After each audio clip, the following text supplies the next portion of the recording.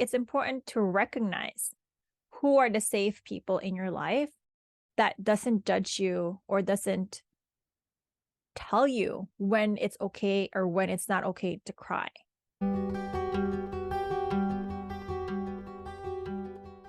Do you want to stay grounded, less triggered, less annoyed, and mindful throughout your wedding process? Well then, welcome. You've come to the right place. Hi lovelies, welcome back to our channel, and I'm super excited to introduce to you a brand new series, The Little Book of Mindful Wedding Planning, Ebook Walkthrough. I have linked the ebook in the description below where you can grab your own copy. In this series, we'll explore and dive deep into each chapter. So, if you're getting married or is close to someone who is getting married, or is just altogether into mindfulness, then this series is for you.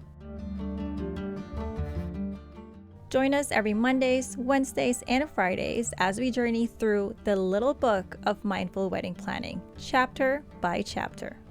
Before we get on this week's chapter, don't forget to hit that subscribe button and ring the notification bell so you can never miss an episode. Together, we'll create moments of mindfulness amidst the demands of wedding planning. Hello, lovelies! Yes, we are back for chapter 14. Have a good cry, nap, and sleep. Let me read on. What's that movie that just makes you bawl? Like the one where you know all the good scenes and when to cry. Do that. Cry it all out, whatever that is.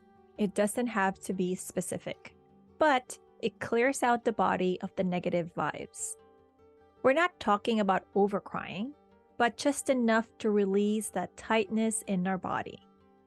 Better yet, watch this movie while eating chicken soup, because chicken soup just makes everything better. Tucked in your coziest blanket. Take a long nap after, or you can also go straight to sleep. Sleep like a log that night and wake up so refreshed.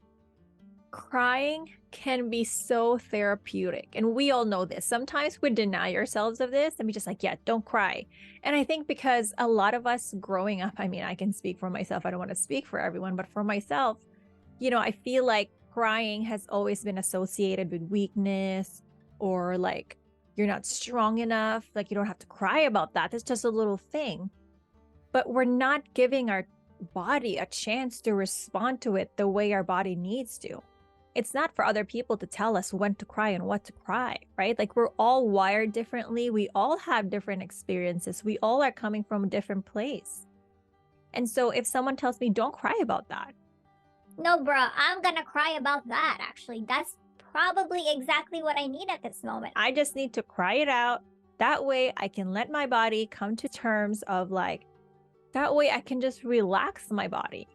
And it's also important, before I go on with explaining why crying is therapeutic, it's important to recognize who are the safe people in your life that doesn't judge you or doesn't tell you when it's okay or when it's not okay to cry. The crying part, the crying bit is up to you. If you want to cry about a movie, you should cry about a movie. If you want to cry about a story that you've heard, you should cry about that story.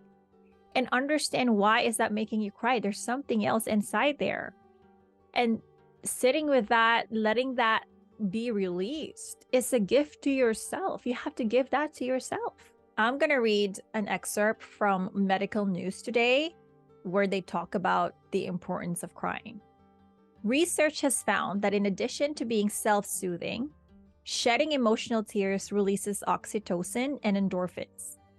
These chemicals make people feel good and may also ease both physical and emotional pain. In this way, crying can help reduce pain and promote a sense of well-being. So why have we been stopping people from crying? Again, this is not about excessively crying or overly crying, but at the end of the day, who are we to judge ourselves and other people how much cry they need? Sometimes, honestly, when I feel so pent up inside, I'm just like, you know what? I really need a release. I really need to find something where that can help me process my feelings. And the processing of feelings, I feel like we all want to get to the end of the processing of the feelings right away. Like, oh, I'm upset at my in-laws, or I'm upset at my partner, and I have to do this, and I have to solve the problem, and I have to get to the end of the solution right away.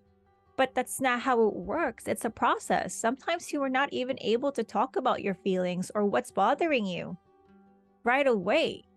Like, you have to condition yourself, you have to center yourself. And I honestly feel like crying, getting upset, and letting it all out really helps you go back to the real problem. Previous chapters, what I talked about, sometimes when we don't cry, you know what we do? We character assassinate. We call names. We start spewing hate.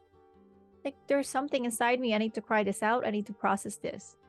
This has nothing to do with anybody but me. That's why people say don't cry it out. Like, au contraire. What do you mean? You're gonna have to cry it out. And finding the right people, finding the right space, finding the right way. I would say sometimes there's no right way. Sometimes it just happens. And finding the right people, I think, is very important. I have friends where, like, when something is heavy, even if you don't talk to them face to face or FaceTime, just the fact that you can leave a voice message helping you release all these things and all these feelings really help. And having those friends or family or people around you that doesn't judge that moment of you crying and you saying all those things really is a game changer. Because I have one of my really good friends. I would leave a message and I'll be crying. And like 2 hours after, and by the way, we're not the type that responds right away because we all have a lot of things to do. But when I respond, I would be just like, wow, I listened to that. And by the way, I always say that to my friends. Like, I am going to rant. I have something inside. You don't have to listen to it right away when you're not ready. You don't have to talk about it right away. I just want to let it out. And I think, again, having that communication and having that friend where you're just able to say things and not be judged right away. Because after that voice note, I'll be crying and be upset. I'll be just like, yep, no, I'm fine now. I would listen to it too. And then that's how you come to your senses. Because sometimes you carry that for so long inside you. And it just comes out to be hate. It just comes out to be anger, unnecessary emotional dumping on other people that has nothing to do with whatever it is that you're feeling. If you're really upset about something that your in-laws have said or your sister, whatever the case may be, and you just can't process and understand why they said it, I would usually sit down, really come to my senses first, because I'm not centered yet. I'm just upset. So I haven't really gone around my interpretation, my assumption, and my coping skills. I haven't gone around that yet. I'm just right now feeling this feeling, just stewing. I would go and watch something, a specific movie that I know. You know, I have my go-to movies where I know that there are specific scenes that just make me cry. So it's not going to be easy. It's going to be really hard. And we're going to have to work on this every day, but I want to do that because I love you. I want all of you forever, you and me. You guys know where I'm getting at. I'm going to insert the clip here somewhere so that you know what movie I'm talking about. I'm pretty sure if you know exactly what I'm doing. But there's just specific movies that even if it's not a really good cry, it's just like feeling the feeling. It's a practice of feeling. I feel like there's so many action movies out there. The news is always about some violence, some angry people, some this and some that. And like, as much as I love all the superhero movies, it's still a lot of like fighting, and you have to fight for yourself. You have to stand up for yourself, and this, all good. Please stand up for yourself. Nobody's saying don't. But there's also a part of that process that before you get to standing up for yourself, that you have to understand what's inside you and you have to feel it. And crying is a good way to start and release all the junk inside you.